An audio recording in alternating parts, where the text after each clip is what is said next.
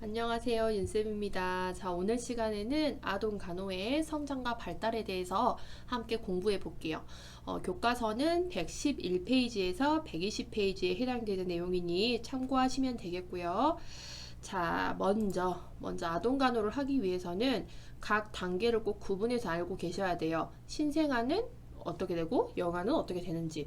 그래서 이 신생아 하면은 이때부터 이때구나, 영아라고 하면은 출생에서 12개월까지구나, 이렇게 해서 구분이 되셔야 되고 바로바로 떠오르셔야 되겠죠.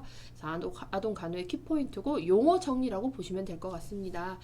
자, 먼저 신생아라고 하는 거는 출생 태어나서부터 28일, 약 한 달간을 신생아라고 이야기를 해요. 태어나서 한 달 기간, 딱 28일, 한 달이죠. 한 달 동안을 신생아라는 이름표를 달고 있죠. 그래서 한 달이 지나게 되면 신생아 이름표는 던져버리고 이때부터는 영아라고 부르게 됩니다. 영아는 이제 돌까지 1년 된 아이들을 돌이라고 하잖아요. 이 돌잔치 할 때까지의 아이들을 영아라고 이렇게 부르고, 이제 돌잔치 하고 났어요. 그때부터는 이제 영아라는 이름표를 띄고 뭐라고 부르냐? 유아라고 부릅니다. 그래서 유아는 1에서 3세, 그 다음에 학년 정기라는 거는 초등학교 가기 전 이렇게 보시면 돼요. 학년 정기는 3세에서 6세. 그 다음에 학년 정기 다음은 학년기라고 부르거든요. 이거는 6에서 12세. 그 다음에 청소년기를 12에서 18세. 이렇게 해서 이걸 이제 아동이라고 이제 분류를 하고 있는데, 이제 신생아는 태어나서 한 달까지, 이제 한 달 이후부터 돌 잔치 때까지는 영아라고 하죠. 그 다음에 돌잔치 하고 나서는 이제 유아라고 부르고요. 유아 시기에는 여러분 어린이집 다니는 시기 이렇게 기억을 하시면 돼요. 어린이집 다니는 시기고, 그 다음에 어린이집 졸업하면 우리 어디 가죠? 유치원 가잖아요. 그래서 학년 정기는 유치원 다니는 시기 이렇게 기억을 하셔도 돼요. 자, 그 다음에 학년기 유치원 졸업하고 나서는 초등학교 가죠. 초등학교 가는 시기. 그 다음에 초등학교 졸업하고 나서는 중고등학교, 이런 식으로 분류를 하셔도 됩니다. 아무튼 신생아 하면은 이 기간이구나, 이렇게 좀 기억이 나셔야 돼요. 자, 그 다음에 이제 성장과 발달의 정의를 한번 보겠습니다. 그래서 성장과 발달은 같은 용어로 쓰이고 있기는 하는데 결론적으로 따지고 보자고 하면은 의미는 다르죠. 자, 먼저 성장을 볼게요.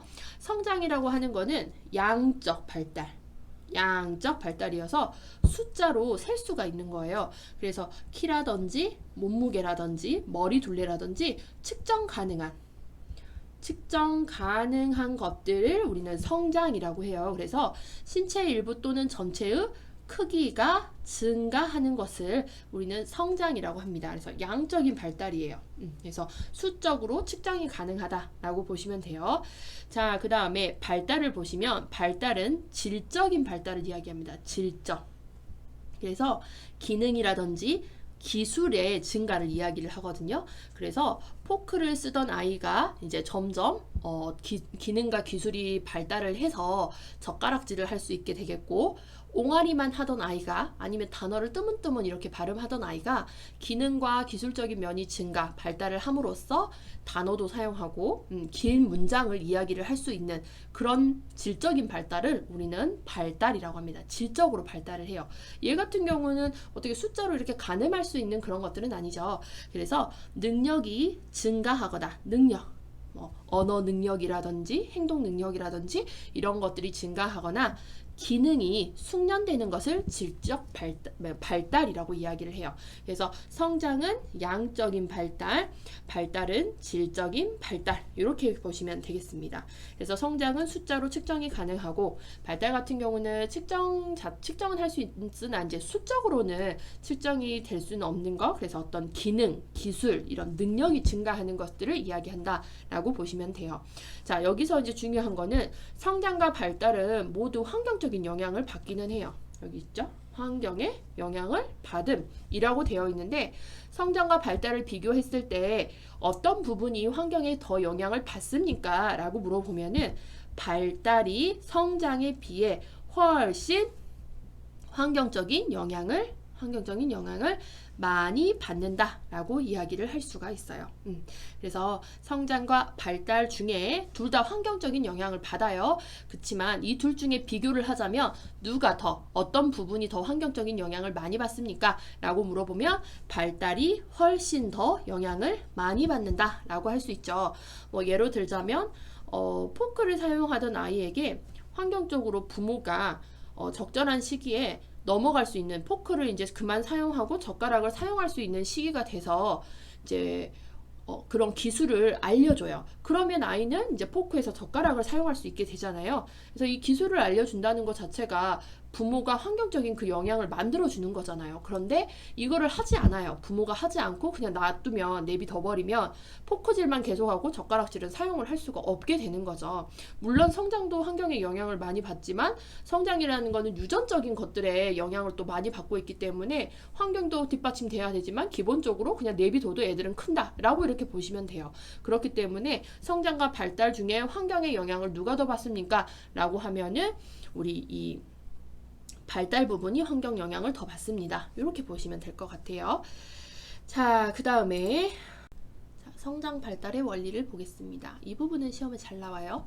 자, 성장 발달의 원리로 맞는 것을 고르세요. 틀린 것을 고르세요. 이런 유형의 문제가 나오고요. 자, 먼저 인간의 성장과 발달은 상호 관련이 있고 복합적인 과정으로 일어납니다. 그래서 성장과 발달의 의미 자체는 아까 위에서도 보셨듯이 달라요. 하지만 얘네는 같이 관련성이 있어서 같이 복합적인 과정으로 일어난다라는 거. 자, 그 다음에 우리가 아까 성장은 양적인 면에 비해 발달은 질적이라고 했죠. 그래서 양적이면서 질적인 변화가 나타납니다. 그래서 양적이라는 거는 키가 크고 몸무게가 증가하고 그래서 몸이 크는 거를 양적이고 그 다음에 몸만 크는 게 아니잖아요. 성장 발달을 할 때 질적으로도 변화가 되죠. 기능과 기술 같은 것들이 증가하고 그래서 생각도 크고 이런 것들을 우리는 성장 발달 원리의 양적이며 질적인 변화가 일어난다 라고 이야기를 해요. 자, 그 다음에 이제 비가역적이다 라는 말을 나와요. 성장과 발달은 비가역적이어서 한번 진행이 되고 나면 다시 원상태로 돌아갈 수가 없어요. 그래서 우리 아가들 처음에 말을 할 수 있어요? 없어요? 말 못하잖아요. 옹알이 정도만 하다가 이제 이게 단어가 되고 단어들이 모여서 문장이 되는 거잖아요. 그래서 옹알이가 끝나면 그 뒤로 이제 저희 성인들처럼 문장 구사를 해서 이렇게 이야기를 하는 사람들이 옹알이 하나요? 아니잖아요. 이제 이야기하고 문장을 만들 수 있고 그다음에 이야기를 하면은 다시 예전 아가 때로 돌아가잖아요. 뭐 퇴행한다라고 표현도 하잖아요. 이렇게 성장 발달은 한 단계를 거쳐서 1단계, 2단계 업그레이드가 되면은 다시 1단계로 돌아가지는 않습니다. 이걸 이제 비가역적이다라고 이야기를 하죠. 그래서 변화가 진행되면 처음으로 돌아갈 수 없는 것을 비가역적입니다. 그래서 성장 발달은 비가역적이에요. 뭐 예로 들자면 키가 뭐 120, 125 이런 식으로 성장을 하다가 얘가 다시 120으로, 190으로 이렇게 역행하지는 않잖아요. 그쵸? 이런 것들을 이야기를 하죠. 190이 아니죠. 120에서 뭐 119로, 118로, 110으로 이렇게 키가 다시 줄어들지는 않잖아요. 그래서 성장 발달은 비가역적이다라고 볼 수가 있어요. 자, 그 다음에 성장 발달은 예측을 할 수 있어요. 예측. 그래서 3개월에는 목을 가눌 거고 4개월에는 뒤집을 거고 6개월에는 앉을 거고 12개월 돌이 되면 걸을 거야 라고 예측이 가능하며 이런 과정들은 연속적으로 일어납니다. 연속적. 그래서 예측한 시기에 그런 일들, 그런 상황이 성장 발달이 보이지 않는다고 하면은 이제 문제가 있다라고도 볼 수가 있는 거죠. 자, 그 다음 성장 발달은 일정한 방향, 그러니까 규칙성이 있어요. 일정한 방향 규칙성이 있어서 자, 성장과 발달은 두미의 법칙으로 이제 진행을 합니다. 두미의 법칙. 그래서 머리에서부터 그림 이상한가요? 머리에서부터 이렇게 발끝으로 머리에서 발끝으로 이 밑자가 꼬리 밑자거든요. 그래서 머리에서 발끝으로 성장 발달이 이루어집니다. 그래서 처음에는 머리를 못 가누던 아이들이 머리를 가누어요. 목을 가누면서 머리를 가누고 그 다음에 어깨라든지 등 근육을 이용해 가지고 뒤집기를 하죠. 그 다음에 척추를 척추에 힘을 주고 앉을 수가 있어요. 그 다음에 8개월에는 무릎 쪽으로 힘이 내려오면서 길 수가 있고 기어 다닐 수가 있겠고, 그 다음에 발목으로 이제 내려와 가지고 설 수가 있어요. 그 다음에 이제 발에도 힘이 생기면서 걸을 수가 있죠. 그래서 성장 발달은 이렇게 위에서 아래로, 머리에서 꼬리로 방향으로 진행을 합니다. 이걸 두미의 법칙, 머리에서 발끝으로, 위에서 아래로 진행을 한다는 점. 자, 그 다음에 이제 근원의 법칙은 몸통에서 손끝으로, 몸통을 중심으로 해서 발끝으로 이렇게 진행을 하는 걸 근원의 법칙이라고 해요. 그래서 이 근자는 가까울 근자, 몸통에 갑작대해서 가까울 근자, 원자는 멀 원자를 써서 근원의 법칙으로 성장 발달이 이루어집니다. 그래서 뭐 중심에서 말초라는 건 끝이잖아요. 중심에서 말초, 중심에서 말초, 중심에서 끝으로 이렇게도 이야기를 하고요. 자, 그 다음에 성장과 발달은 일반적인 것을 하고 그 다음에 특수한 것, 구체적인 운동을 해요. 일반적인 운동 하고 그 다음에 특수적인 것, 구체적인 것을 하거든요. 뭐 예로 들자면 피아노가 있어요. 피아노 건반이 있으면 우리 이제 성장 발달이 초기인 아가들 같은 경우는 피아노가 보이면 그냥 손바닥 전체로 그 건반을 막 둥둥둥둥둥 누르기 시작하죠. 이게 일반적인 거거든요. 그러다가 이제 손가락 하나하나를 제대로 움직일 수 있게 돼요. 그러면 이제 손가락을 가지고 건반을 하나씩 눌러볼 수 있는 거, 이런 것들을 이제 특수, 구체적 운동이라고 얘기를 하겠죠. 그래서 일반적인 거 하고 특수적인 것을 한다라고 보시면 돼요. 그래서 물체를 잡을 때 우리 초반의 아가들 같은 경우에는요, 모든 물체를 그냥 손바닥으로, 손으로 다 움켜잡아요. 그냥 손으로 움켜잡거든요. 그런데 이제 나이가 조금 들기 시작하고 개월수가 차기 시작하면서 손가락을 이용해서 물건을 짚는 등 이렇게 일반적인 거에서 이제 특수적인, 구체적인 운동을 하는 거죠. 자, 그 다음에 단순한 거 하고 복합적인 것을 합니다. 단순한 거, 가장 단순한 거하고 복합적인 것들로 이루어지고요. 자, 그 다음에 큰 근육 사용하고 작은 근육을 사용합니다. 그래서 전체적인 큰 근육, 팔 근육을 먼저 사용하고 나서 팔의 맨 끝에 있는 섬세한 작은 근육이 손가락 근육을 사용할 수 있게 되는 거예요. 그래서 우리 아가들 보면은 팔을 버둥버둥 거리다가 나중에 이제 개월수가 차게 되면은 손가락도 하나, 둘, 셋, 넷 이렇게 하면서 구부려 볼 수가 있겠죠. 그래서 큰 근육 발달하고 작은 근육이 발달하는 성장 발달의 원리를 가지고 있습니다. 그래서 이렇게 일정한 방향, 성장 발달은 규칙성을 가지고 있고요. 그 다음에 성장 속도 자체는 주기가 있어요. 주기가 있어서 급진적으로 발달하다가 잠시 중지하는 시기가 있어요. 그래서 영아 청소년기에는 신장이라든지 키랑 체중 등이 급격히 성장을 하고, 그 다음에 학년전기, 우리가 학년전기는 언제라 했죠? 위에서 다시 한번 봐볼까요? 학년전기는 유치원생 3에서 6세, 이 3에서 6세가 되게 되면은 언어 능력이 급속하게 발달해요. 그래서 그 시기에 맞게 성장 속도는 어떤 주기가 있다는 거, 주기가 있습니다. 자, 그래서 신체의 각 부분은 성장 속도가 또 달라요. 성장 속도가 다르고 개인차도 분명하게 존재를 합니다. 개인차도 존재를 하고, 그 다음에 성장 발달에는요, 결정적인 시기도 있어요. 언어가 폭발적으로 발달하는 시기가 아까 그랬죠. 아까 언어가 발달하는 시기는 여기 보면은 학령 전기에는 언어 능력이 급속히 발달하죠. 이때가 결정적인, 언어를 발달시킬 수 있는 결정적인 시기여서 이때 부모의 노력이 많이 들어가게 되면 이때 학년 전기의 아이들은 결정적인 시기에 부모의 노력으로 언어 능력이 더욱더 급속히 발달할 수가 있는 거예요. 그래서 우리가 성장 발달의 원리는 이런 것들이 있다라고 볼 수가 있겠죠. 뭐 요약 정리를 하자면 아동의 운동 발달의 특성? 그건 안 하고 넘어갈게요. 여러분, 성장 발달의 원리, 요거를 좀 알아두시면 되겠고요. 자, 그 다음에 우리 학생분들이 조금 머리 아파하고 이거 어떻게 외워야 돼요? 라고 하는 부분이 있는데, 결론적으로는 외워야 되는데 이거를 그냥 무작정 드립다 외우시면은 이게 다 섞여가지고 어렵게 되겠죠. 그래서 에릭슨이 어떤 걸 얘기했고 프로이드가 어떤 것들을 이야기했는지 조금 이야기를 해드릴게요. 자, 그래서 보시면은 먼저 제가 얘기를 드릴 거는 심리성적 발달에 대해서 이야기한 프로이드에 대해서 먼저 이야기를 드릴게요. 이거는 교과서에서 여러분 119페이지를 참고해 주시면 되겠습니다. 118페이지에서 119페이지를 참고하시면 되겠고, 이제 먼저 프로이드라는 사람은 심리성적 발달 단계에 대해서 얘기를 했어요. 특히 이 성적으로 뭔가를 풀어냈다는 것 자체만으로 굉장히 조금 비난을 받았어요. 성적으로. 특히 아이들한테. 아이들 발달 단계에 어떻게 성적인 것을 대비해서 이렇게 이야기를 할 수 있느냐라고 해서 굉장히 비난도 받고 약간 변태라는 소리도 많이 들었고 이상한 사람이야 라고 비난도 굉장히 많이 받았거든요. 그런데 이제 중요한 건 뭐냐면 심리성적 발달 단계, 이 프로이드가 말하는 건 이거였거든요. 각 단계별로 발달해 나가며 어느 단계에서 성적 만족이 지나치게 많거나 부족하게 되면 그 단계의 고착 현상이 나타나며 다음 단계로 발달이 어려워진다고 말한 사람이 프로이드입니다. 그래서 고착이라고 하는 거는 발달이 더 높은 단계로 진행되지 않고 그 단계에서 머무르는 것을 이야기를 해요. 그래서 여기서 프로이드가 말한 여기서 말하는 성은요, 단순한 성교를 이야기하는 게 아니라 신체적 쾌감을 느끼고 있는 포괄적인 개념을 말을 했었어요. 그러니까 그야말로 이거는 나쁜 의미의 성을 이야기를 한 게 아니다라는 거죠.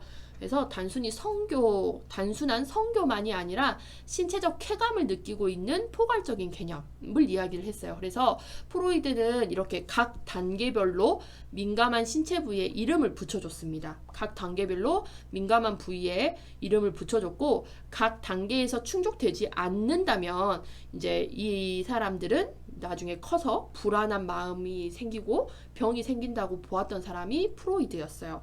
그래서 이제 프로이드가 영아기 때는 어디에? 구강에 이제 집중이 된다라고 했었거든요. 그래서 이거는 구강기라고 합니다. 영아라고 하는 거는 0에서 1세. 영아가 주로 하는 건 뭐죠? 엄마가 우유를 주면 우유 먹고, 엄마가 젖을 주면 젖을 빨고, 가장 얘네들이 해줘야 될 일 중에 제일 중요한 일이잖아요. 그래서 프로이드가 말한 영아기는 구강기, 입에 집중되는 시기예요.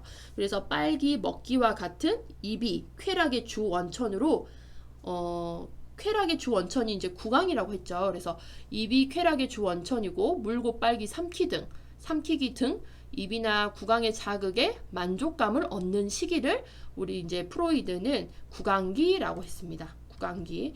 그래서 영아는 빠는 게 주요 일이잖아요. 모유를 빨고 우유를 빨고 씹고 뜯고 맛보고 즐기고 영아는 뭐든지 다 구강으로 가져가잖아요. 그래서 이걸 구강기라고 했어요. 입이 쾌락의 주 원천, 물고 빨고 삼키는 등 입이나 구강의 자극에 만족을 얻는 시기라고 이야기를 했거든요. 그래서 만약에 이 영아가 구강기 때 만족을 못하고 넘어가잖아요. 구강기의 욕구를 충족하지 못하고 넘어가면은 굉장히 의존성을 보이는 사람이 될 수 있고, 나중에 커가지고 너무 수다스러운 사람, 입으로 뭔가를 해결해내지 못했잖아요. 그렇게 너무 수다스러운 사람, 과도한 흡연을 하는 사람, 굉장히 알코올 드링킹 하는 그런 알코올 중독자, 입으로 뭔가를 해결해내고 싶어 하는 그런 성향의 사람으로 커나갈 수 있다라고 이야기를 했어요. 그래서 구강기 때 빨개 욕구를 충분하게 충족시켜 주셔야 이렇게 마음의 병이라든지 문제가 없다라고 이야기를 했죠. 그 다음에 이제 영아기 때 구강기를 잘 넘기고 나면은 다음은 학문기로 넘어갑니다. 그래서 우리 책의 학문기를 보시면 배설물을 보유하고 내보내는 것으로 감각적인 만족을 얻는 시기다라고 했거든요. 그래서 학문기는 이제 학문에 집중되는 시기예요. 학문. 그리고 이 학문기 때는 응가, 똥, 대소변을 이제 쌀 수 있는 시기, 특히 응가를 참았다가 보면서 그때 쾌감을 느끼는 시기거든요. 그래서 배설 기관에 의한 성적 쾌감이 크며 배설 과정에 관심을 굉장히 많이 갖는 시기예요. 그래서 이때 유아기 1에서 3세 아이들 보면은요, 똥이라는 이야기 나오면 굉장히 즐거워하고, 그 다음에 1세에서 3세가 보는 책 중에는 똥과 관련된 동화책도 굉장히 많아요. 이런 것들이 프로이드의 심리성적 발달과 연관해가지고 나왔다라고 보시면 되거든요.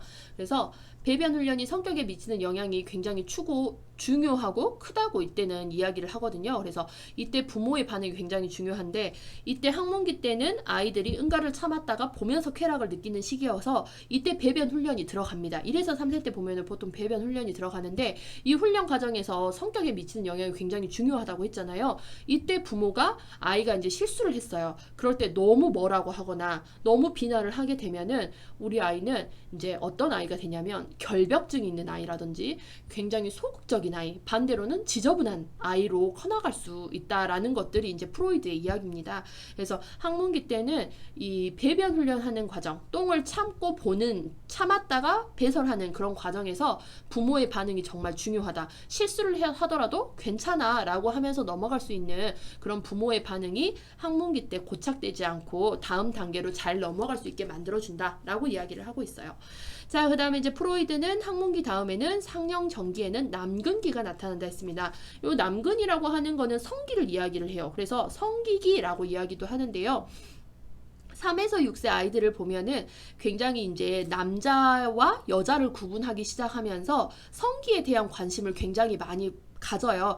특히 남자아이들 같은 경우는 본인의 고추라든지 성기를 이렇게 막 만지면서 즐거워하기도 하고 여자아이도 그런 경우가 있어요. 그래서 성기에 굉장한 관심을 많이 가지는 그런 시기라고 보시면 되겠습니다. 그리고 이때 시기에는 반대성의 부모, 반대의 성, 그러니까 여자아이는 아빠에게, 아들은 엄마에게 강한 매력을 느끼게 돼요. 그래서 반대성의 부모에게 강한 매력을 느끼게 되는 시기가 이 학령전기, 남근기, 성기기라고 이야기를 하는데, 이때 이제 남아는 오디푸스 컴플렉스가 생기게 되겠고 여아는 엘렉트라 콤플렉스, 이렇게 경험을 하는 시기라고 보면 되겠습니다. 그래서 이때는 굉장히 성적 호기심이 많아요. 성적 호기심. 이게 근데 이제 변태적인 그런 성적 호기심이 아니라 정말 순수하게 너는 남자고 나는 여자네, 나는 남자기 때문에 고추가 달려있고 여자 너는 그래서 없구나 라는 식으로 이렇게 성적 호기심이 발달하는 시기라고 보시면 돼요. 그래서 남자의 역할, 여자의 역할이 이제 이때부터 구분이 되기 시작하기도 하고요. 그래서 이제 반대 성의 부모에게 강한 매력을 느끼게 되는데, 남자아이가 느끼는 거는 오디푸스 컴플렉스, 여자아이는 일렉트라 컴플렉스, 이런 것들이 경험되는 시기가 학년전기, 남근기다 라고 보시면 되겠습니다. 자, 그 다음에 이제 학년전기 다음에는 학년기 또는 학동기라고 얘기를 하죠. 이때는 잠복기라고 해요. 이 학년전기에는 성적 호기심이 매우 높았어요. 그런데 잠복됐다라고 하는 거는 이 성적 호기심 자체가 쑥 들어가 버리는 시기예요. 그래서 성적 온하기라고도 이야기를 하죠. 그래서 성적 욕구 자체가 억압되어서 성적 충동 자체가 잠재가 되는 시기입니다.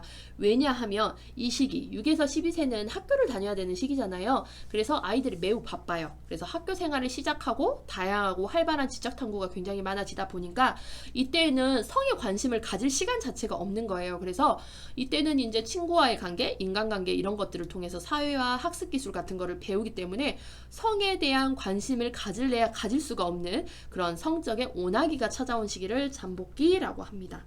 그래서 성적 욕구 자체가 억압되고 성적 충동, 이런 성적 충동도 잠재되어 있는 시기가 잠복기라고 보시면 되겠고, 자, 마지막에 생식기라고 나와 있어요. 프로이드가 말한 청소년기에는 생식기라고 부르는데, 이제 생식기는 성적 성숙기라고도 이야기를 합니다. 그래서 성기의 성숙이 이루어지는 2차 성징 이제 이렇게 나타나면서 여성은 더 여성다워지고 남성은 더 남성다워지는 그런 시기가 되겠고요. 생식이라고 하는 거는 자손 번식 능력을 이야기를 하겠죠. 그래서 이 시기에는 잠재되어 있던 성적 에너지가 활성화되어서 성적 욕구나 이성에 대한 관심이 높아지는 시기다라고 프로이드는 이야기를 했습니다. 자, 그래서 프로이드는 심리성적 발달, 성적으로 발달 단계를 논했던 사람이에요. 그런데 이런 성적이라는 게 우리가 느끼는 그런 불쾌한 그런 성이 아니라 그야말로 프로이드가 말했던 성이라고 하는 거는 단순한 성교가 아니라 신체의 쾌감을 느낀 거예요. 신체의 쾌감을 느끼면서 이게 이제 포괄적인 개념을 얘기를 했던 거고요. 이 각 단계별로 민감한 신체 부의 이름을 붙였어요. 그래서 영아기는 입에 주로 몰려있죠. 그래서 구강기, 유아기에는 대변을 참으면서 나타나는 항문기, 그 다음에 학령전기는 이제 본인의 남자와 여자를 구분하면서 나는 남자고 너는 여잔데 어떤 성기의 모양에 따라서 이제 구분을 하는 거죠. 이것도 성적 단순 호기심인데 이게 이제 변태적인 게 아니라 순수한 관점에서 보는 거다라고 보시면 되겠고요. 그 다음에 이제 학년전기 다음에는 학년기에는 잠복기가 찾아오죠. 성에 대한 관심을 가질 시간이 없어요. 그래서 성적 온하기, 성적 충격이 눌러지는 시기라고 봐고요. 그 다음에 이제 청소년기는 잠복되어 있던 성이 다시 눈을 뜨는 시기라고 했어요. 그래서 생식기, 성적 성숙기라고 이야기를 했던 사람이 프로이드였습니다. 그래서 성적으로 이렇게 풀어냈던 사람이고요. 자, 그 다음에 이제 보시면은 에릭슨이 나와 있어요. 뭐 에릭슨에 대해서 굉장히 이거 외우는 방법 쉽게 얘기해 주시는 유튜버 선생님이 계시더라고요. 그 선생님 강의 들으시면 훨씬 더 쉽게 여러분들이 이해를 하실 수 있을 것 같더라고요. 그래서 참고해서 나중에 한번 보시면 제가 이야기 드리는 것보다 그 선생님께서는 외우는 방법도 굉장히 여러분들한테 딱 수준에 맞춰가지고 여러분 입장에서 굉장히 쉽게 풀어서 설명을 해주셨더라고요. 설명도 해주고 너무 외우기 좋게 좀 어떤 컨텐츠로 구성을 해주셨어요. 그래서 그런 것들 참고해서 보시면 또 도움이 되실 것 같더라고요. 자, 우선은 에릭슨이라고 하는 사람은요, 프로이드의 이론을 바탕으로 해서 조금 더 확대시킨 사람이라고 보시면 돼요. 그래서 에릭슨은 이제 영아기 때는 신뢰감 형성이라고 했어요. 구강기 때 우리 엄마가 아이들에게 아기가 울잖아요. 그러면 제때제때 시간에 맞춰서 우유도 줘야 되고 아기가 뭔가 울어요. 그러면 왜 우는지 불편감을 그때그때 해결해줘야 우리 아기들은 부모에게 신뢰감이 형성이 돼요. 신뢰감. 그런데 그 신뢰감을 형성시키지 못하면 반대로 불신감을 갖게 되는 시기라고 이야기를 했습니다. 그래서 영아기는 신뢰감 대 불신감을 느끼는 시기고요. 자, 그 다음에 유아기라고 하는 거, 유아기 프로이드는 학문기라고 했죠. 스스로 응가를 참았다가 볼 수 있는 시기여서 자율성, 자율적으로 무언가를 많이 하고 싶어 하는 시기예요. 그래서 이때 자율적으로 본인은 응가도 참았다고 막 보고 싶은데 엄마가 잠깐 그 응가에 대한 실수를 했다고 해서 막 뭐라고 해요. 막 뭐라고 하고 너는 왜 똥도 못 가리고 막 그러니? 라고 하면은 우리 아이는 자율성이 이렇게 올라가려고 하다가 엄마가 막 뭐라고 하는 거예요. 그러면 이때 쪽팔리는 거, 수치심이 들기 시작을 합니다. 그래서 자율성 대 수치감. 자, 그 다음에 학년 전기에는 유아기보다 얘네들이 몸쓰기가 훨씬 더 좋아지는 약이죠. 자유로워지잖아요. 말도 잘하고 행동도 더 활발하게 할 수 있는 시기가 학년 전기예요. 그래서 자율성을 뛰어넘는 주도성. 뭐든지 내가 할 거야. 뭐든지 다 내가 하면서 주도하는 시기예요. 주도하는 시기인데 이 주도하는 시기에 본인이 주도했던 것들이 잘못됐다고 느끼잖아요. 그러면 굉장히 죄책감을 또 느끼는 시기이기도 합니다. 주도성 대 죄책감. 주제, 자수 이런 식으로 자수, 주죄 이렇게 좀 기억을 하시면 되겠고 신불 자, 그 다음에 학동기는 우리가 이때 학교 다니니까 너무 바빠가지고 성적인 관심도 떨어지는 시기라고 했잖아요. 그래서 이때는 학교를 다녀야 되니까 굉장히 부지런한데요. 부지런하지 않으면은 경쟁에서 막 이렇게 도태될 수밖에 없는 그런 상황이 되는 거죠. 그리고 학교에 다니게 되면은 시험도 보고 성적도 나오게 되는데 내가 근면 성실하지 않으면은 성적 자체도 나쁘게 나올 거고 그러면서 이제 열등감이 생기는 시기죠. 열등감. 친구들과의 관계라든지 성적이라든지 이런 데서 열등감이 발생을 합니다. 근면하지 않아서 성적이 떨어지거나 친구 관계에 문제가 생기거나 하면은 굉장히 열등스러운 사람이 될 수가 있는 거예요. 자, 그 다음에 이제 청소년기에는 자아 정체감이 형성이 됩니다. 나는 무엇을 좋아하고 나는 누구고 여기는 어디지? 라고 하면서 자아 정체감이 생기는데 이 자아 정체감이 이때 생기지 못하면은 혼돈이 발생을 하는 거예요. 내가 과연 좋아하는 것은 무엇일까? 나는 누구야? 나는 누구고 여기는 어디야? 라고 하면서 역할의 혼돈이 오는 겁니다. 그래서 청소년기에는 자아 정체감의 혼돈, 이걸 이제 에릭슨이 이야기를 했어요. 그래서 에릭슨이 이야기하는 거는 뭐 외우는 방법이라든지 그 다음에 요거를 조금 더 쉽게 풀어서 설명해 주시는 선생님이 있거든요. 그 선생님의 강의를 좀 참고해서 보시면 더욱더 도움이 되지 않을까 싶습니다. 자, 그래서 오늘 수업은 제가 여기서 마무리를 짓겠습니다. 모두 고생하셨어요.